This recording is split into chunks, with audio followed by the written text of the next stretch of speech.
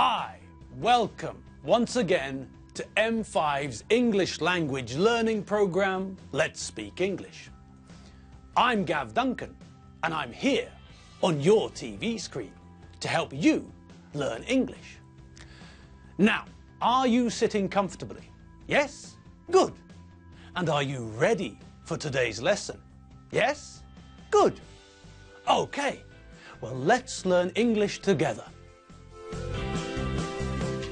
Welcome once again to the land of the TV studio. Yes, this is where the magic happens.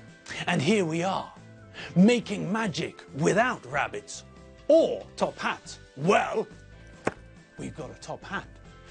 But the rabbit's gone to lunch, so, well, I can't show you that trick at the moment. Okay, well, never mind. Let's concentrate on why we're really here. Yes, that's right. We're really here to revise some more English. I know, and you know that I know. In fact, I knew that you know that I know that you know. And I'm pretty sure that you knew that I knew that you know that I know that you know. Is that clear? Yes? As clear as mud. Okay, forget what I think you know and what I think I know. My head's starting to hurt in a way that only Alfredo Benchfield truly understands. So, before I collapse with brain damage, let's start today's revision. In week 12, in the 12th week, in lesson 58, in the 58th lesson, we met the comparative adjective form. We know what the verb to compare means.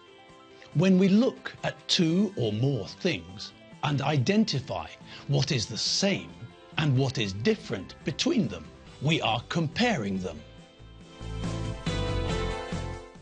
The verb to compare means to look at more than one thing and see the similarities and differences between the things. We compare things all the time. When we're driving, we compare the prices of petrol at different petrol stations, so we know where we can get cheap fuel. When we go to the shops, we compare prices. I can buy this can of tomatoes for 345 forints, or this can of tomatoes for 430 forints. When we want to buy a new TV, we go to a TV shop and compare different TVs. We look at the information about the TVs. We compare the different pictures. We compare the remote controls. We compare lots of things before we make a decision. Now, think about the adjective old. I am 46 years old. I'm 46. Moddy, who is sitting over there, is 42 years old. He's 42. I am 46. He's 42. Now, by using a comparative adjective, I can join the two sentences together, like this. I am older. Older is a comparative adjective. It tells us that I was born before him. What about the adjective tall? Well, I'm 1 meter 89 centimeters tall. Moddy is 1 meter 78 centimeters tall. I am taller. Again, taller is a comparative adjective. Now, what about looking at the sentence from the other side? Well, what if we use the opposite of old? What's the opposite of old? That's right, the opposite of old is young. So, Moddy is 42 and I'm 46, so Moddy is younger. And what about the other sentence? What if we use the opposite of tall? What's the opposite of tall? That's right, the opposite of tall is short, so Moddy is shorter. So, as we can see in the examples, the comparative form is usually the adjective with ER at the end. Old becomes older. Young becomes younger. Short becomes shorter. Now, in week 12, lesson 58, that is, in the 12th week, in the 58th lesson, we learned about spelling the comparative form of adjectives. When we looked at the spelling, we met syllables. Do you remember? First, we have to learn what a syllable is. A what, Gav? A syllable. What's a syllable? Well, a syllable is a part of a word which has got a vowel sound. Eh? Eh? What? What? What? Potato? No. Okay, the easiest way to understand what a syllable is to think about how many sounds a word has. My name, for example, has got 2 syllables. Ga-vin. Okay. Modi's name too has got 2 syllables. Mo-di. Budapest has got 3 syllables. Bu-da-pest. So a syllable is a sound in a word. Afghanistan has got, well, how many syllables are there in the word Afghanistan? 4. Let's count them. Afghan-is-tan. 4 syllables. Okay, what about some Hungarian words? They have lots of syllables. What about this one? It's a cracker. Megengetetetlen. Blimey, oh David, Welsh, Irish, Riley. How many syllables? Let's count them. Meg, eng, get, het, tet, len. 6! And what about elfogotototlon? Elfogotototlon. 6 again. Okay, so now we know what a syllable is. What's the point? Well, the point is that for words with 1 syllable, we add ER. If the word ends in vowel plus consonant, then we double the last letter before adding ER. If the word ends in Y, we change the Y to IER. So, Modi's old, but I'm older. 45 degrees Celsius is hot, but 650 degrees Celsius is hotter. And 500 kilograms is heavy, but 1.5 tons is heavier. In lesson 59, we also looked at the spelling of the comparative form. Okay, so we know what a syllable is, and we know that syllables are important. They help us know how to make the comparative form.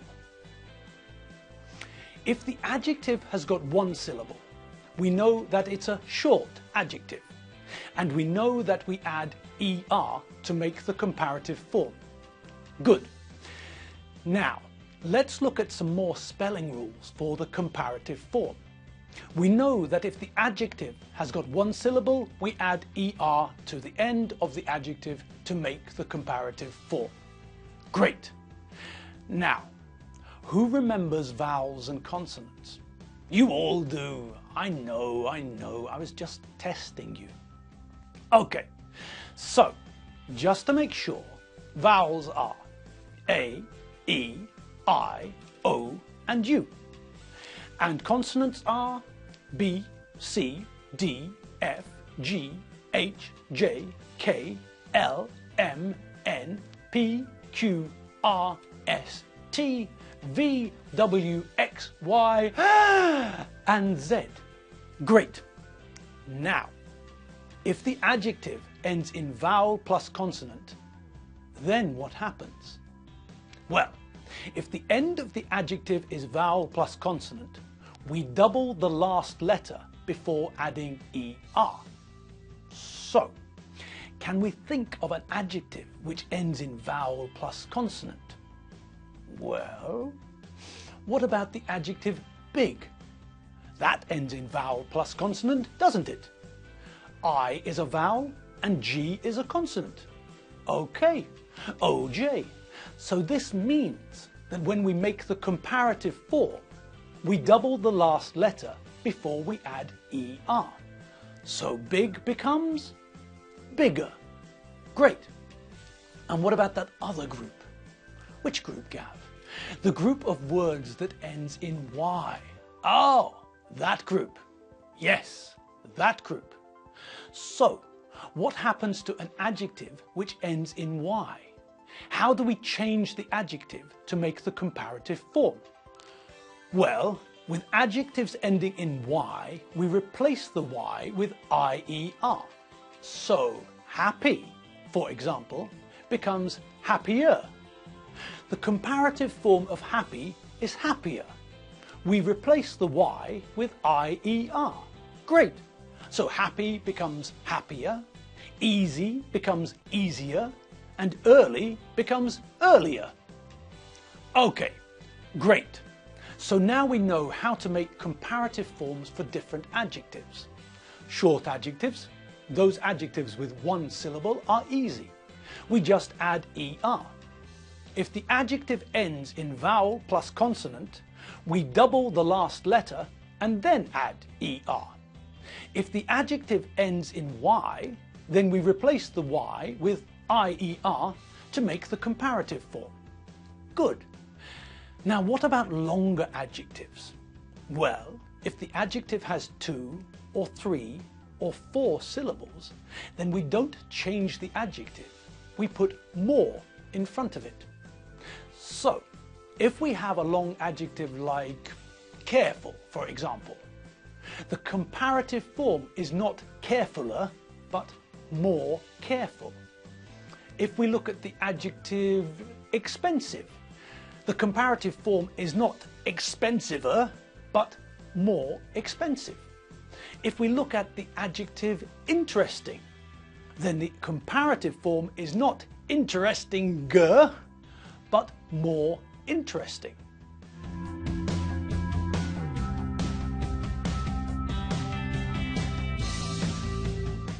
Now, before we start practicing comparative adjectives, there's a couple which are irregular. Ha! Irregular words in English? Surely not. Yes, but you know that we don't have to panic.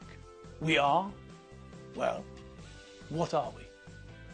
Come on, let me hear you say it. We are what? That's right. We are gods of English. Say it again. What are we? We're gods of English! Shout it, scream it, frighten the dog and scare the cat as we tell the world, we are gods of English! Okay, back to earth. Great, that's another session completed, another revision lesson finished, and more English knowledge embedded into our brains. Yes, more English knowledge that we now find harder to forget. Yes, it's true. More and more information is moving from the studied box to the learned box. And we're not stopping. No, sir. No, ma'am. We're gods of English, members of the Blue Team. And we mean to continue for as long as it takes. So, that means that today's revision session has come to an end. But don't worry. We'll be back on your TV screens tomorrow at the same time, with another chance for us all to revise some of what we've already seen. Yes, I'll be here, waiting for you to make yourself a cup of coffee or a cup of tea, whichever you prefer. And then, when you've made your drink, when you're sitting in your favorite comfy chair, ready to start, then we'll start another revision lesson, moving the information we studied closer to the information we know. Great. Well, that's all from us here at the studio for now. Don't worry, we'll be here waiting tomorrow afternoon. If you can't wait that long, then get onto the internet and have a gander at www.m5tv.hu. That's where all the videos are, and that's where you'll find all the vocabulary too. Okay, until we meet again, I'm Gav Duncan, signing off for now. See you later. Bye!